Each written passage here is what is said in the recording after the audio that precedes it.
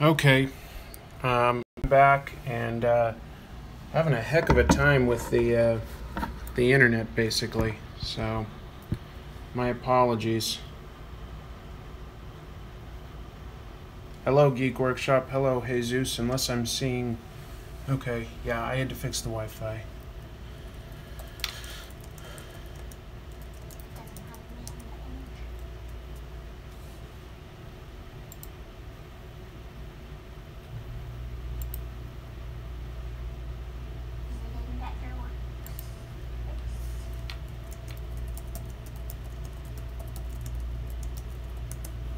Hello, Geek. Hello, Jesus. Hello, Charles.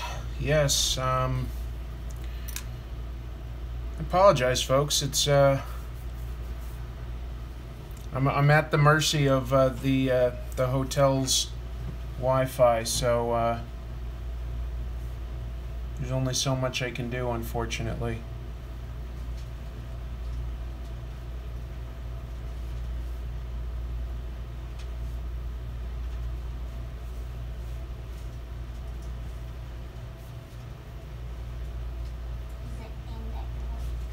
Yes. Awkward. Awkward. I don't love that, but what can I do? I'm doing the best I can.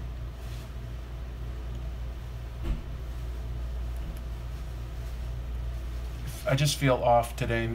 It's nothing seems to be going right.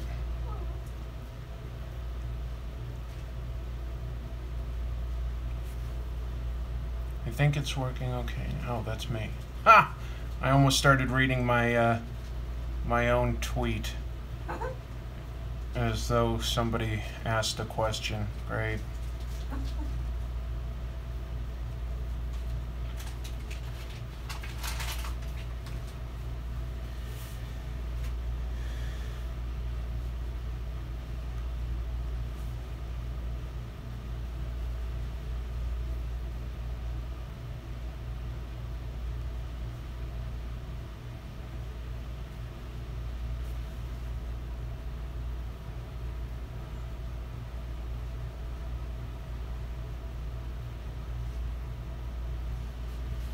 Anybody there?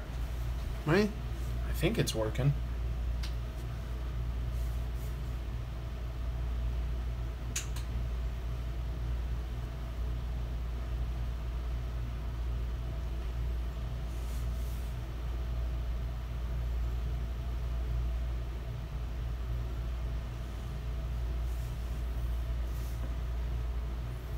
Yup. Oh, okay, good.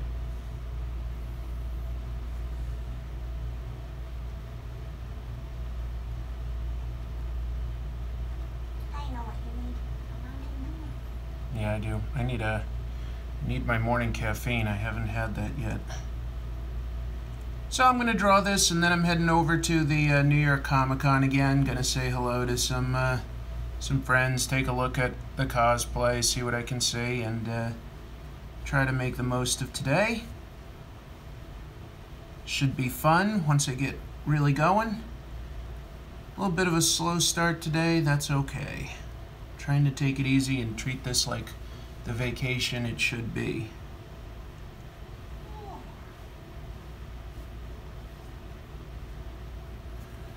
And just draw a monster, right? Shut up and draw us a monster, you old man. Hey, old man, where's that monster at? I'm working on it, kids. I'm working. Oh, I'm working so hard doing a monster.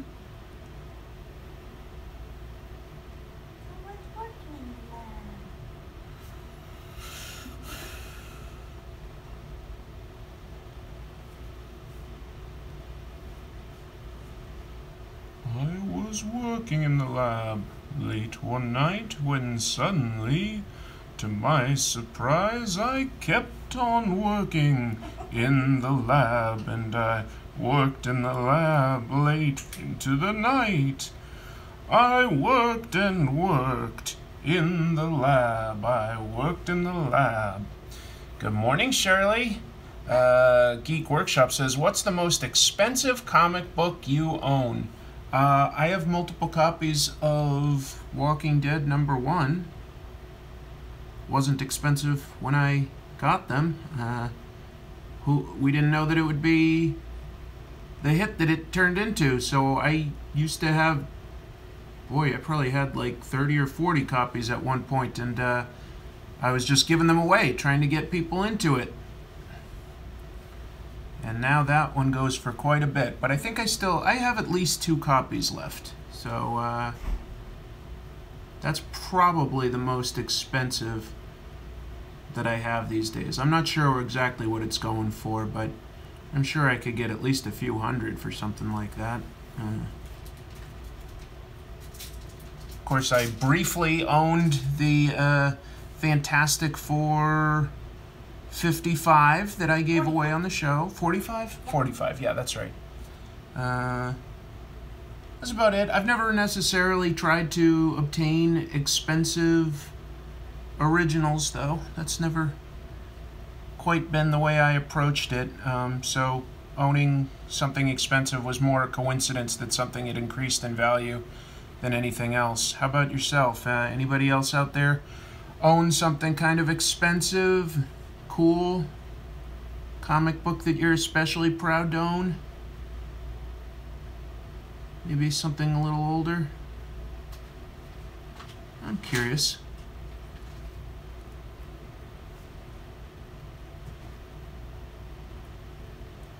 Whenever I say I'm curious, I'm reminded of a particular old comic book. There was an issue of Superman, actually it might have been Superman's girlfriend Lois Lane, in the Silver Age. So probably, if I'm thinking of this right, it was the 60s. And its cover shows Lois Lane deciding to become black to report a story, and she uses Superman's technology to do it, and the cover says, "I am curious, black," which was a sort of nod, a reference to a Swedish film at the time that says, "I am curious, yellow." That was just the title of the movie. But anytime I say I'm curious, I always think of that comic book. I am curious, black.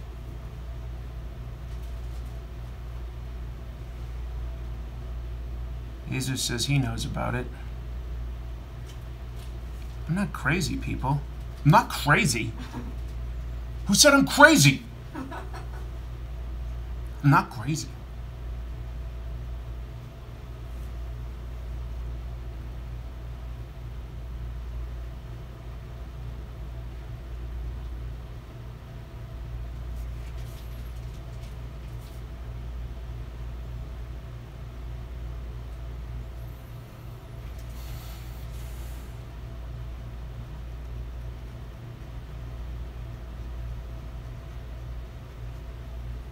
So I am trying to draw my take on the Crooked Man from Doctor Who, which was just some weird alien.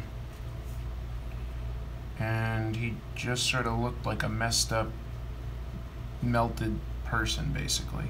It's pretty cool design. Pretty cool. Pretty cool. Shirley says, never tell a crazy person they're crazy. I won't. Hi, Shirley. Shirley, your daughter says hello. We've been out in New York this morning, and we're about to head back out in a little bit. Just taking a small breather. Relaxing. Trying not to get overwhelmed by anything. Sigamig says, when did you realize the 90s would be a bad decade for comics?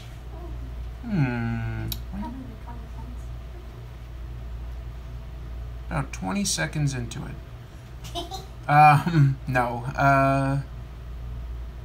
I think it was, it's hard to pinpoint a specific issue. I'd have to actually do some research for that, but I definitely remember there was just a time where all of a sudden I realized that almost all the covers that were coming out were chromium or holographic or 3D, and everything was a gimmick, you know? Everything was just predicated on a gimmick, and I realized that there wasn't much attention being put on creating an actual cool story, and it just struck me as very odd, and I was like, this ain't good. And yeah, it didn't take long from that for everything to start falling apart. All things considered, that speculator period of the 90s wasn't that long. In the moment, it seemed like it would all last forever, but no. It's hard to remember an exact issue, though. But when you started seeing stuff like, you know, Warlock in the Infinity Watch number 14 would, you know, and I'm making that number up, but there'd be an issue that didn't necessarily seem like it warranted anything special, and it would like be treated like it was some big anniversary issue and had like a special doodah cover, and you were just like, where are they going with this? Like, what's the exact plan here? Oh, there is no plan.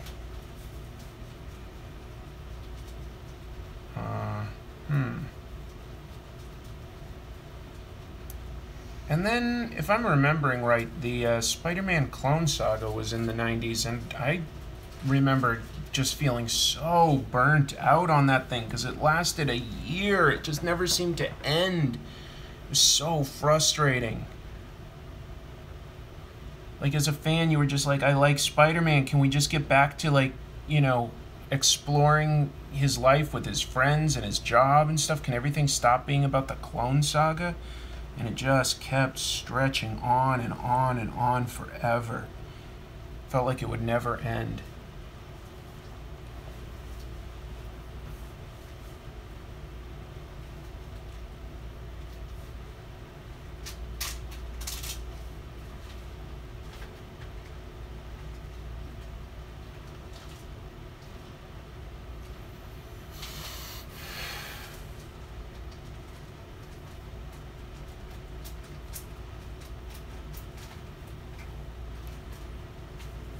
I think last night there was some sort of Walking Dead event or panel because one of my pals, Matthew Roberts, got to go into the green room with Kirkman and meet all the different Walking Dead actors. We were talking about that this morning. It looked pretty fun. Matt Roberts draws Manifest Destiny. I've talked about that before as a comic book that I really like, but I'm going to give it another plug now. Manifest Destiny, great comic about Lewis and Clark exploring the United States. Well, sorry, it wasn't really even the United States at that point, not like we know it today, but exploring the wilderness, and there's all sorts of supernatural monsters and beasts that still live out here, and they're just trying to sort of document them and make the way safer for future colonists. It's a pretty cool idea. There's some great monster design in there. Since I'm working on monsters, it's got me thinking about that a little bit. What was my favorite Comic Tropes episode to make? Oh, that's an interesting question. What was my favorite one to... I think that my favorite ones to make are when I get to collaborate with somebody else. Those stand out as pretty unique. So the one that I did in LA for Osamu Tezuka, Astro Boy, I did that with my good friend Jason, and we drank a bunch of red wine and went out and did karaoke afterwards, and it was just really fun talking about that comic book with him because he knew it pretty well, and I knew it pretty well, or I knew it somewhat. He knew it better, and I guess that's part of what made it fun, was learning about it. So yeah, that stands out to me as a personal favorite that I enjoyed making. I'm not even talking about necessarily what the result was. I'm just saying that you asked what was the most fun to make, and that one stands out as one of the most fun times that I had making an episode. Thanks for the question. That's really interesting to think about.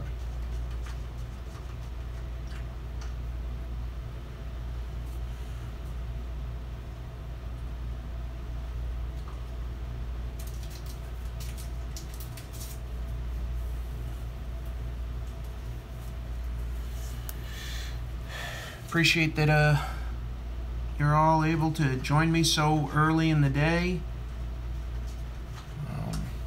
I'm looking forward to today. It's going to be a good one. Going to see some friends that I haven't seen yet at the convention. Going to hang out with my best friend from college tonight. We're going to, him and his family, and Chrissy and I, we're all going to go to Ruth's Chris Steakhouse, one of my favorite joints.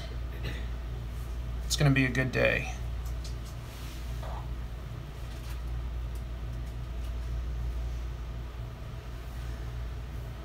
It's fun to sort of start it more or less by getting to draw and chat with all of you. It's really fun. Thank you all. Really appreciate your contributions. Really appreciate you watching, commenting, asking these questions during the live streams too. It makes it worthwhile for me. If I was just doing this and getting no comments or anything, you know, what's the point, right? I might be enjoying it, but if I'm just shouting into a void, that's no fun. So you all help make it worthwhile. Yeah, it's pretty nice. What inspired you to start the comic Tropes series? Asks Charles. I have talked about this a little before, but I don't mind going into it again. Comic Tropes came at a time where I had been laid off from my job. It was, they were downsizing was all. Not a performance thing. And that disappointed me because I actually quite liked the job and my coworkers. We all got along quite well. I had a pretty good boss. I had a good job, a good role, and it was a good company to work for. So, being unexpectedly unemployed, and being somebody that deals with depression, I fight depression every day. I take medication for it. I know that the ways that I can fight depression are basically three things: exercise, which I'm terrible at,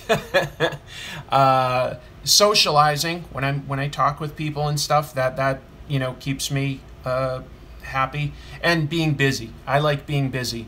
So I said I've got to create sort of a personal project for myself. And I love talking about comics. It's something that I feel like I know. So I created Comic Tropes as a form of fighting the depression. And it helped. And it still helps. I've got a job now. I mean, I've got a new job. But that was the origin of why I started when I did. Yeah. And... so there you go. But that's a pretty important topic to me. Every once in a while I'll mention something to do with like depression, and I take it pretty seriously. Yeah. I don't need to go into any more details than that right now. But it's a serious topic. Thanks for the question. Yes, Ruth's Chris. I'd offer to bring some home, Shirley. I don't think it would. I don't think it would survive the trip too well. We could bring her a steak. That would survive. You think we could bring home a steak from Ruth's Chris, Chrissy? Okay. Well, what do I know? Just said it cost $60. Right. So I'm primarily, originally I didn't think that this pen was going to be my favorite, the Tombow. Because I thought that it didn't necessarily produce a fine enough line, it is a brush of sorts, but it doesn't necessarily go super fine. But the more I use it and the more control I exert, I find that I actually do like it quite a bit. I also like that it the tip is really solid, so it hasn't, like, you know, broken or run out of ink or anything. This has ended up being really, really nice.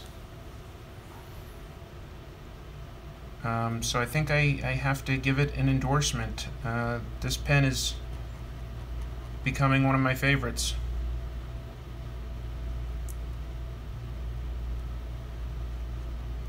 Let's see here.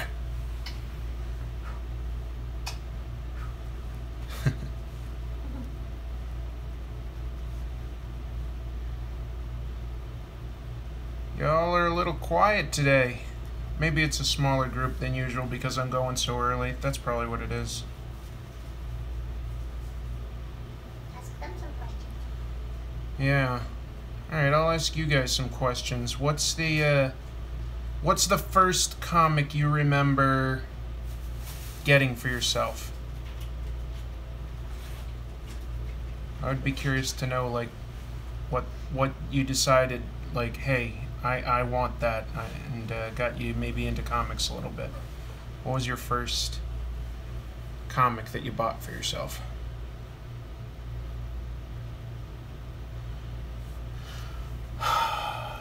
See ya, Jesus. Geek Workshop says a Batman comic from the 90s. There were a lot of good Batman comics in the 90s. There really were. Dragon Ball says Aku. Well, that's one of the best-selling manga of all time. In fact, it's really unlikely that something will ever beat that. That and One Piece just came out at a time in Japanese history when there was a bigger population.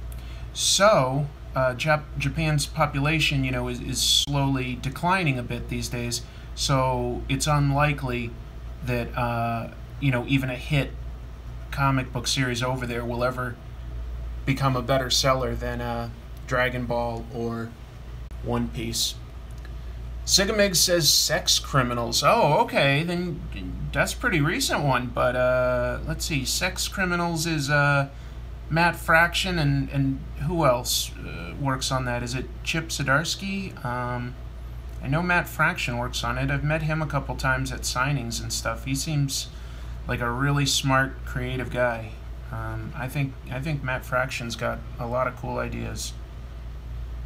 And a cool name. We should all be so lucky as to have a name like that, right?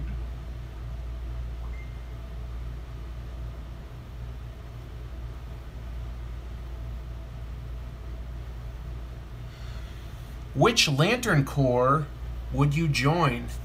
Charles asks that, but I'll throw it back onto you guys as well. What Lantern Corps would you join? First of all, I'll just say I'm not too much of an expert, but I know I wouldn't want to join red because that's rage, and I wouldn't be orange because that's greedy, and I really don't think either of those are things that I want to be a part of. Purple is love, I think. And I don't know what indigo is. Blue is hope. Green is willpower. Willpower doesn't quite match with the rest. Yellow, I think, is fear. I'd probably join blue. I forget what white is maybe everything, and black is death. I don't know if I've listed them all, but that's the gist of it that I remember. So I'll say blue. I would be a blue lantern. I think that I can have hope. I think I can represent hope all right.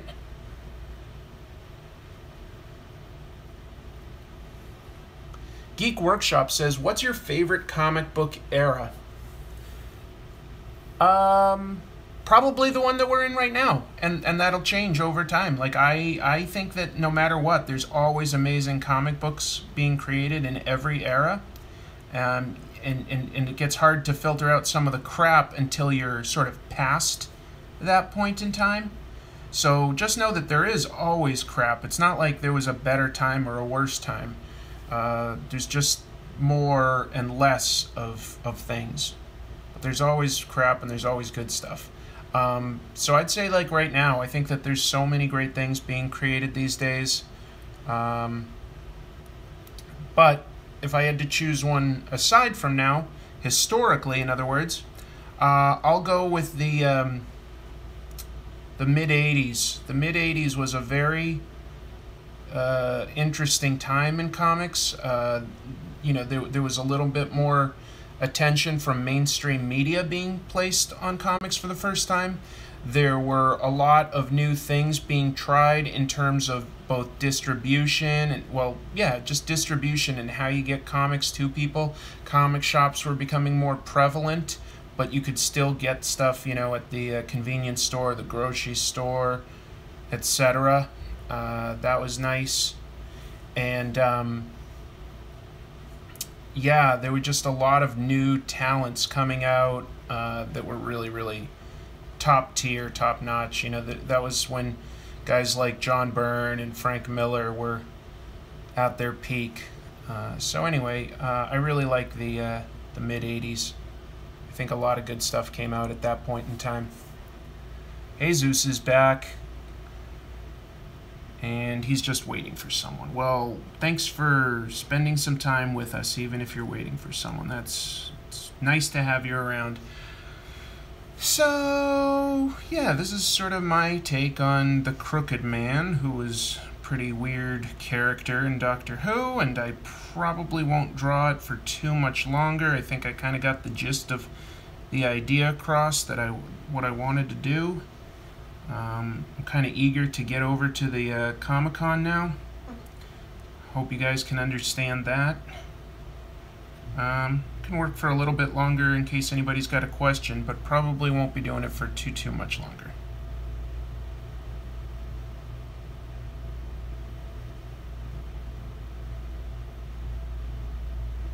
Some people have told me that they like watching these live streams even after they're archived because they're relaxing to just watch someone peck away at a drawing and talk.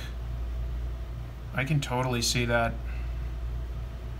I'm going to have to see if there's any other comic book artists that do live streams. I know there's tons of painters and other artists that do live streams, but I've never actually thought to look for other comic book artists, and I think I would like to see something like that.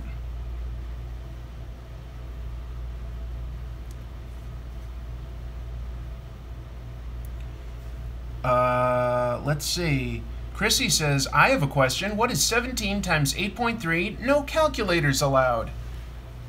While I could do that in my head, I would not be able to also draw at the same time. I will fully admit that. I can do one. Just do 17 dots 8.3 times. No.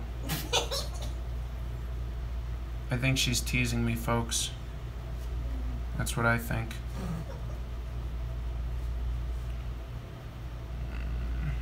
No, I'm not going to multiply that without a calculator. Boom. The answer is pi. The answer is pi. I don't think so. I don't think that's right. I'm sorry, I gotta think about that one. I don't think that's quite... Nope, the math does not check out.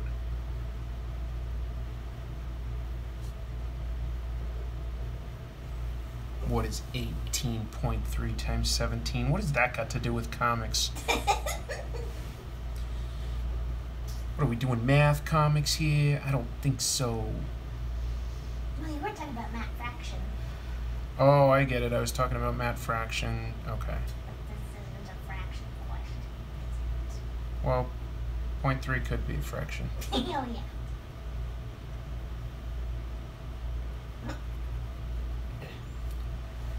The answer is pink. Okay.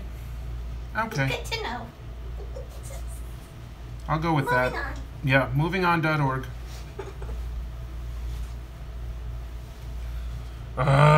Movingon.org. That's the actual website, isn't it? Or no, move on. Yeah. MovingOn.org is the catchphrase of Marissa Wampler, a character on the podcast Comedy Bang Bang. Character that amuses me tremendously. What podcasts do y'all listen to? The ones I listen to regularly are Harmontown, Dan Harmon's podcast. I like hearing how he thinks about things. He's a writer that I admire. And then I like listening to We Hate Movies. That's a podcast reviewing usually bad movies. That's some comedians in New York. I just think that they're pretty funny. And then if there's time, and there's a bunch more that I'll listen to when I have a chance, but I don't always listen to them regularly. But I like The Bone Zone. It's just two comedians that are in LA, and they frequently do prank phone calls during their show. They crack me up.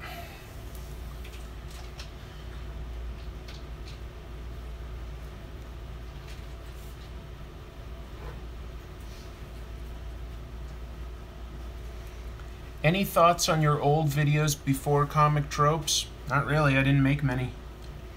What about your Star Wars videos? I took those off. You did not. Yeah. I'm trying to think if there's anything I really left up that I did before Comic Tropes. I never had a goal of trying to do videos regularly before Comic Tropes. It was never a serious consideration.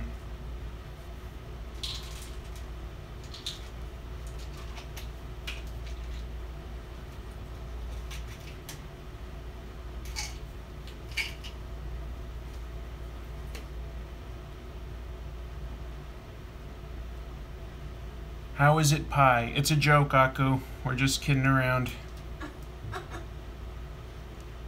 Maybe you're joking around with me.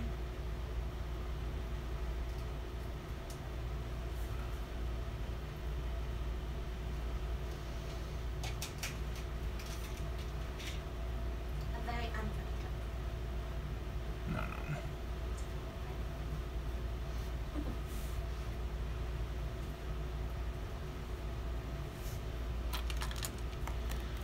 You left a few Lego reviews. No, I did the Lego reviews after I started Comic Tropes. And the clip from Doctor Strange, I think I also did once I'd started Comic Tropes. It's possible that I did that one before, but I'm pretty sure I did them. Those all came out after I started doing a couple Comic Tropes. I just didn't continue with that because there wasn't much interest in the reviews. I like Lego and I like Hot Toys, so for a little while I was like, well, maybe I'll also talk about another thing that interests me, but since there wasn't much interest in that, I sort of let those fall by the wayside, which is not to say I won't do them again. It's really just a matter of what do I have time for, and because I did sort of enjoy doing the reviews of Lego stuff, but I did those after I'd started Comic Tropes. Michael Wisman says, glad to see you so active on your channel. Keep them coming. Well, I'll try. I'll try. That's the goal.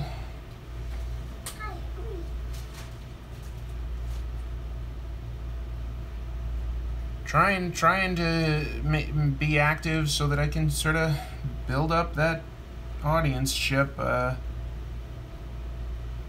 a constant pressure to do so because you'll get like a bunch of viewers, and then YouTube will change its algorithms and you'll lose some, and they'll change how you get sort of paid, and you'll lose whatever you've gained. It's a weird game, but fortunately I'm not really in it to make money. I'm just trying not to lose too much. At this point I still spend more on, you know, comics and supplies and lights and video editing software and stuff, but it's close with Patreon and the little bit that I get back from YouTube.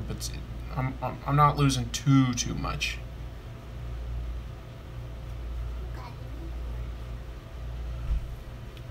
Speedscape says, hi, I just got here. Well, welcome. I'm close to sort of wrapping up, but not quite yet, but close, because I'm about to walk over to the New York Comic-Con again.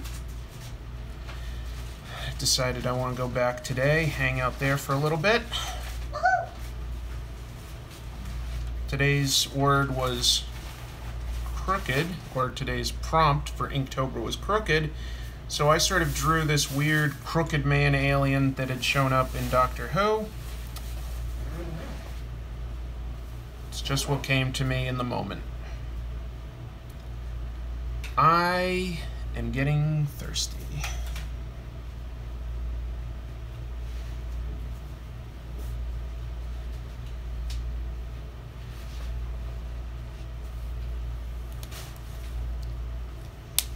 Let's switch over to something a little finer.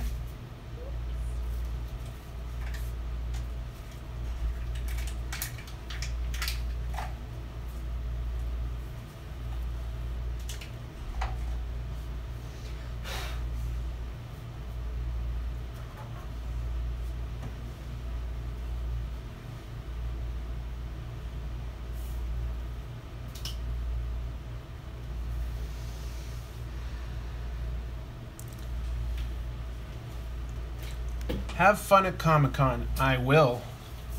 Thank you.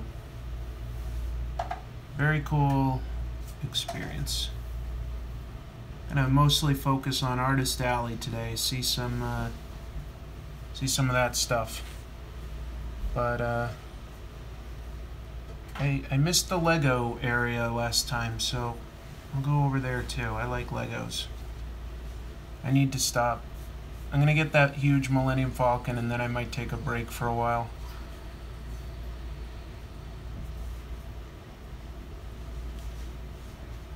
Oh, my girlfriend just brought me a glass of water. I need it. The old ball and chain. Here, I'll show you guys what I'm wearing today. Wait, don't tell me. Yeah. Can I get in here? No, I gotta. I'm hiding. So Oh, you get over here. I'm gonna move the camera.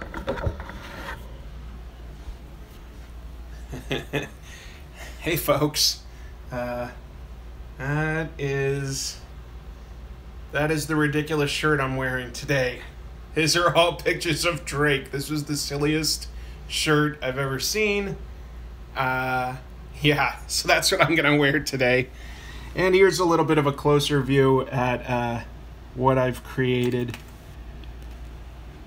I see you're a man of taste. Yeah. Tacky shirts.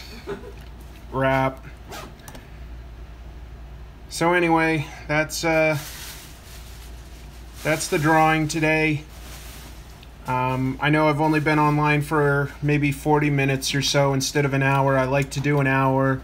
Have more time to talk to everybody, but I've got a very busy day ahead, and I'm gonna go to the Comic-Con. Hope you had a little bit of fun. Let me see what I can do here. There's some effects that I can use. Oh, there we go. Look at that. Whee! It's a crooked bubble party. Or what else is there? Drawing looks great. You're kind. Okay, here. I'm gonna make it scary. Ready? Whoa!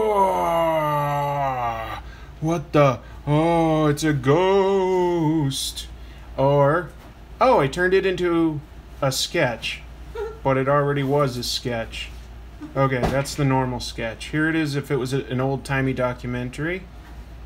What you see here is a drawing by a man named Chris Pierce. He's not with us anymore, but his art lives on. Some fine art. Okay. And so anyway, I hope you guys enjoyed this. I enjoyed spending some time with all of you. I will be back tomorrow. I'm probably going to do another early stream tomorrow because there's a lot of travel time for me. I'm going back to Seattle at some point tomorrow. So tomorrow, probably an early live stream. Then I go back to my regular schedule, which is 6 p.m. Pacific time. From Tuesday through the rest of the month, and I'll have my good camera set up where you can see me in the top corner, and there's a better lighting setup on the artwork. So, thank you all for joining me. See you in the future. Bye.